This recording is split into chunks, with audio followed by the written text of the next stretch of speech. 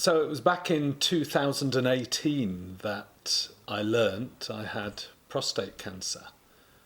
And that came as a complete shock. I remember being in the room with the consultant and I was holding my fiance's hand. And he said, "I'm sorry to have to tell you, Mr. Colegrove, you have prostate cancer." And that was an absolute bolt out of the blue. I was symptomless. I just had a random blood test. And so that really launched my journey into the world of men suffering from prostate cancer, which of course in the UK is 1 in 8. Unless your ethnicity is Black Afro-Caribbean, then it's 1 in 4. So really quite shocking, but I do recall that my father had prostate cancer. I didn't really know much about it. He died at the age of 90, so it was something else that got him. It wasn't prostate cancer, but I do recall, and apparently that doubles your chances again if it's in a direct sort of line in the family.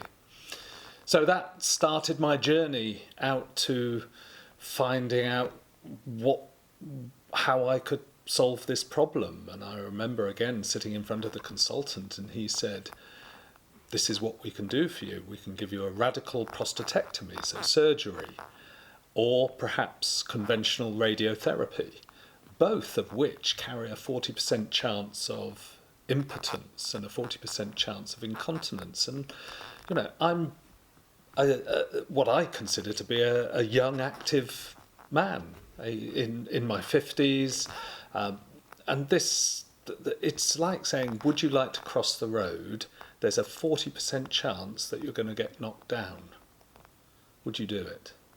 Would you cross the road with that sort of risk? And so I started looking, researching, and stumbled across, and I say I stumbled across because it was pure luck.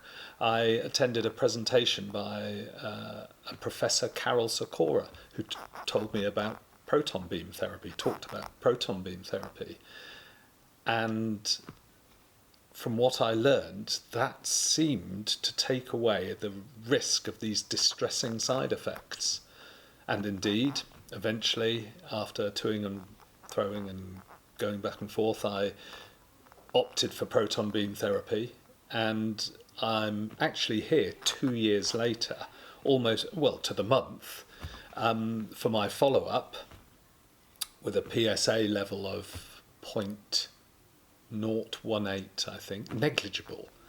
And it's brilliant. And I had no side effects, and I'm cancer-free.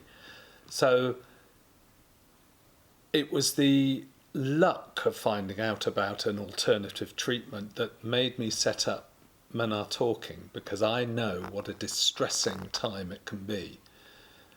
It really is a frightening time when you're told this and given the option of the conventional treatments. And I just want men to know that there may be, for some of them, an alternative.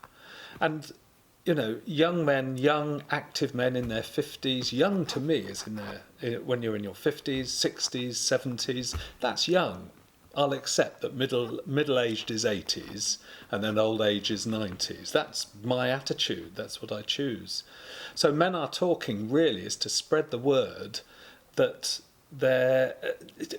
to encourage men to start talking about it. That's the thing. The newly diagnosed, the key thing is to start talking about it and start finding out about what solutions there might be there for your prostate cancer. And then, of course, getting treatment. So it's getting tested, get talking, and get treated.